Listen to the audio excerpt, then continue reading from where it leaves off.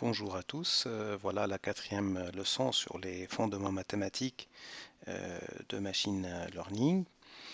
Euh, Notre objectif, c'est de caractériser pour une classe infinie de fonctions si elle est apprenable. Et nous allons donner également la complexité correspondante, c'est-à-dire le nombre d'exemples d'apprentissage pour cette classe de fonctions qui garantit la performance de notre algorithme d'apprentissage. Alors, rappelons que pour une classe finie d'hypothèses, lors de la première leçon, nous avons déjà donné une borne uniforme euh, pour l'écart entre la perte empirique que nous avons notée LSN de H et la vraie perte LQ de H où l'hypothèse H parcourt toute notre classe d'hypothèses. Et cette borne uniforme sur cet écart nous a permis de montrer que cette classe d'hypothèses finie, toute classe d'hypothèses finie est apprenable et ça nous a donné également une expression de la complexité de cette classe en fonction du nombre d'hypothèses dans la classe. Nous allons aujourd'hui étendre ces résultats-là pour une classe infinie d'hypothèses en utilisant la théorie de Vapnik-Chervonenkis que nous avons exposée lors de la deuxième leçon et quelques résultats de la théorie des processus empiriques que nous avons présentés lors de la troisième leçon. Donc ces deux leçons-là précédentes sont des leçons préparatoires pour pouvoir caractériser si une classe d'hypothèse infinie est apprenable ou non. D'accord.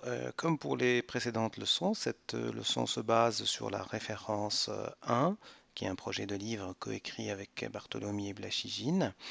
Donc pour tous les détails des démonstrations et des références, nous renvoyons le lecteur à cette référence. Et à nouveau, nous remercions nos prédécesseurs qui nous ont donné les bases pour pouvoir construire ce livre et ces leçons. Alors, le plan de ma présentation sera dans un premier temps de montrer que une classe d'hypothèses dont la dimension VC est finie est apprenable. Nous allons d'abord le faire pour la classification binaire et ensuite pour les fonctions de perte qui ont leur valeur dans un intervalle fini.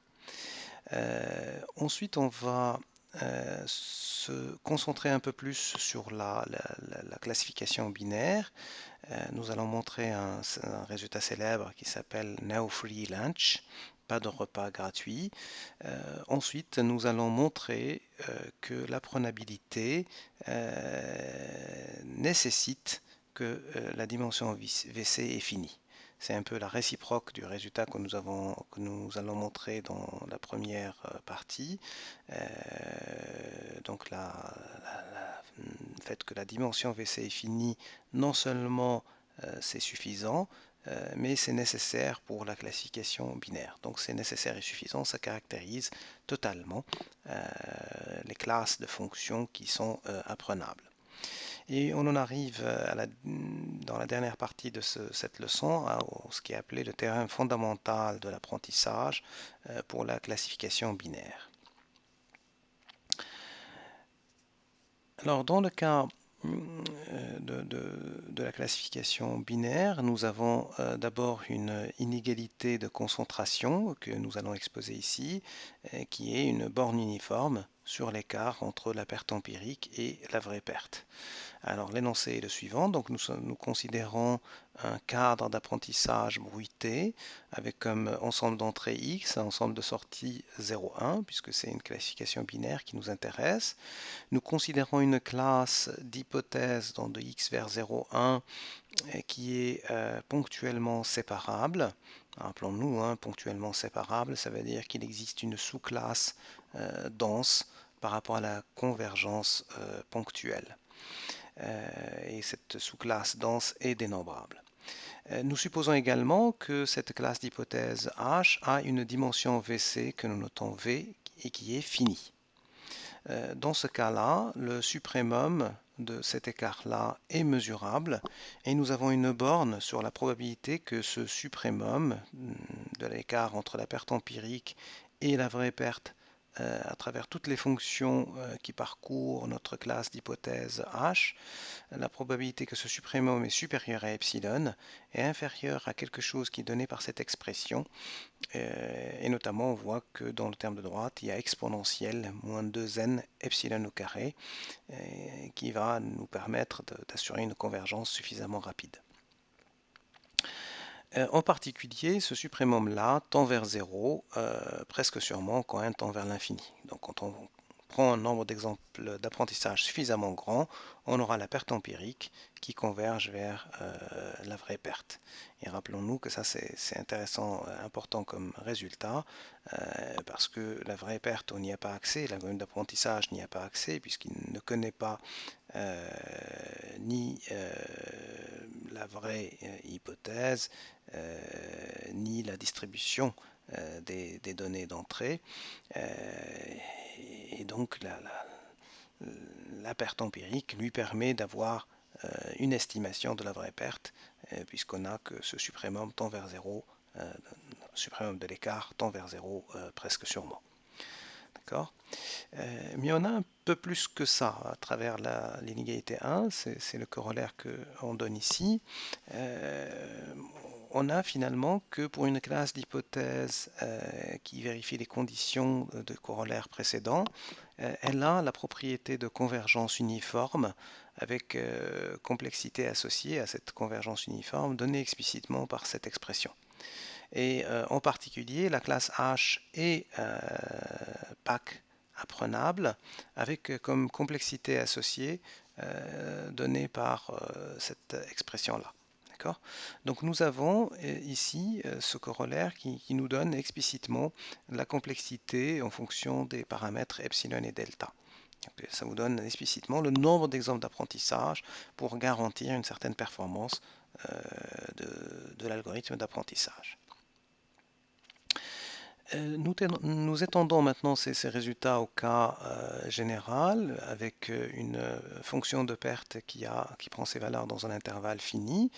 Donc voilà, considérant un cadre général d'apprentissage avec une fonction de perte qui prend ses valeurs dans 0,1, l'intervalle 0,1, et prenant H une classe de fonction de x vers y, et notant f la collection des fonctions qui sont obtenues à partir de la fonction de perte en prenant f égale la fonction de perte appliquée à une hypothèse h et à un certain argument qui est l'argument de f où h varie dans la classe considérée ici qu'on a noté h majuscule. D'accord ? Supposons que cette nouvelle classe de fonction f est séparable ponctuellement et que sa dimension VC est finie, alors nous avons que le suprémum qui est ici est mesurable et nous avons une borne de la probabilité que ce suprémum dépasse un certain epsilon qui est donné explicitement par cette expression et à nouveau il y a le terme exponentiel moins 2n epsilon carré qui nous intéresse particulièrement. Donc voilà, aussi dans le cadre général d'apprentissage, nous avons également une borne uniforme de l'écart entre la perte empirique et la vraie perte. Et nous en déduisant ce résultat fondamental, c'est que dans les conditions du corollaire précédent, si la classe d'hypothèse donc H vérifie ces conditions qui sont énoncées ici, alors elle a la propriété de convergence uniforme avec une complexité qui est donnée explicitement par cette expression et en particulier H est agnostic PAC learnable avec comme complexité associée donnée par cette expression. Donc tout est explicite. Si vous avez un problème donné et que vous réussissez à calculer la dimension VC de la classe qui est donnée dans ce corollaire, hein, la dimension VC qui en était petit v, alors vous avez accès au nombre d'exemples d'apprentissage pour votre problème spécifique en fonction de epsilon et delta pour garantir une certaine performance. Alors pour la classification binaire, nous allons montrer l'inverse du résultat que nous avons obtenu jusqu'à maintenant. Rappelons-nous, dans la première partie, on a montré que si la dimension VC était finie, alors notre classe d'hypothèse est apprenable. Maintenant, on va montrer l'inverse, c'est que si une classe d'hypothèse est apprenable, alors sa dimension VC est nécessairement finie dans le cas de la classification binaire. Pour cela, nous allons nous servir de ce lemme qui s'appelle No Free Lunch, hein, pas de repas gratuit. Malheureusement pour nous, on aurait aimé qu'il y ait des repas gratuits. Il y en a parfois, mais il n'y en a pas toujours. Donc considérons un cadre d'apprentissage bruité, c'est-à-dire que avec un ensemble de sorties 0, 1 hein, qui correspond à une classification binaire. Et supposons que soit l'ensemble d'entrées est infini, soit il est fini, mais avec un nombre d'exemples d'apprentissage qui est inférieur au cardinal du nombre de l'ensemble d'entrées divisé par 2. Alors, pour tout algorithme d'apprentissage, il existe une distribution des entrées Q et une fonction cible f telle que la probabilité que la vraie perte de notre algorithme d'apprentissage sur une séquence qui est de taille n est strictement plus grand que 1 huitième, cette proba est supérieure ou égale à 1 septième. D'accord ? Donc on voit que finalement, cet algorithme, pour tout algorithme, on réussit à avoir une distribution des entrées et une fonction cible sur laquelle cet algorithme aura une mauvaise performance. Et alors un corollaire de ce lemme qu'on vient d'énoncer, c'est que dans le cadre d'apprentissage bruité, avec pour la classification binaire hein, avec y égale 0, 1, si on considère m l'ensemble des fonctions de x vers y, l'ensemble des fonctions mesurables de x vers y, alors cette classe d'hypothèse m n'est pas PAC learnable. D'accord.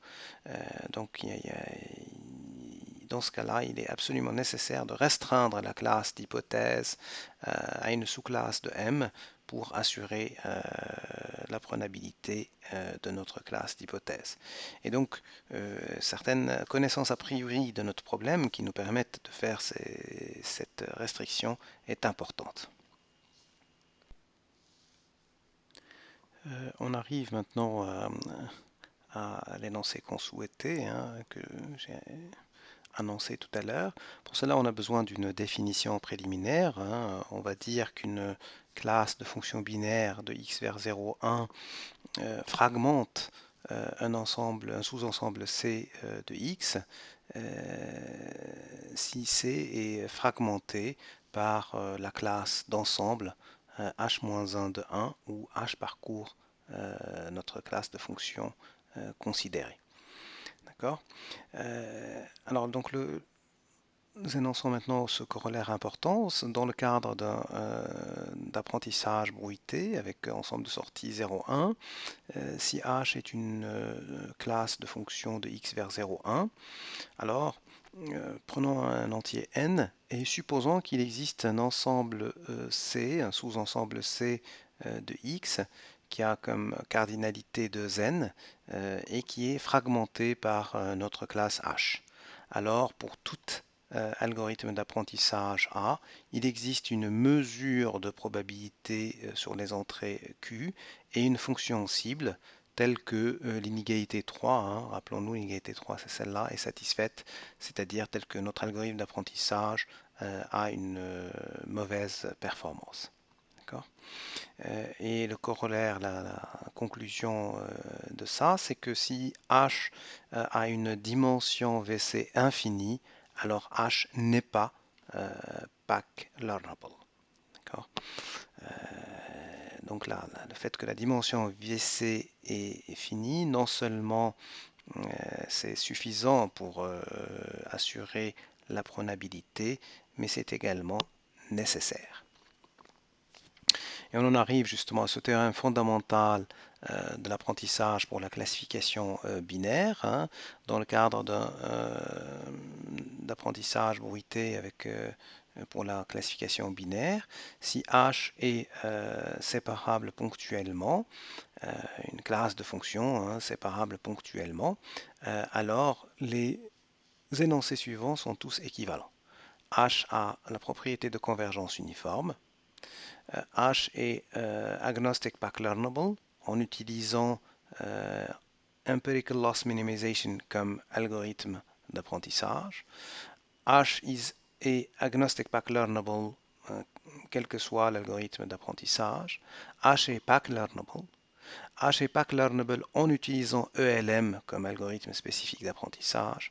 H a une dimension VC finie. Toutes ces propriétés sont équivalentes l'une à l'autre. Donc il suffit d'en vérifier l'une d'entre elles pour en déduire l'autre. Et en particulier, vous voyez que finalement, pour la classification binaire, dans un cadre bruité, le fait que la dimension VC est finie est une condition nécessaire et suffisante pour assurer la learnabilité, l'apprenabilité de notre classe d'hypothèse H. Donc si vous voulez une classe d'hypothèse qui n'est pas apprenable, il suffit de prendre une classe d'hypothèse dont la dimension VC est infinie. Voilà, bon, à nouveau, voilà la bibliographie hein, pour cette quatrième leçon. Je vous remercie pour votre attention. Je sais que la matière ici est dense. On a essayé de l'exposer de manière la plus claire possible. J'espère que ça vous a enrichi et que ça vous a donné envie pour voir la suite de ces leçons. Pour encore une fois, hein, le but essentiel, c'est d'établir les fondements mathématiques de machine learning. Voilà, à bientôt. Au revoir.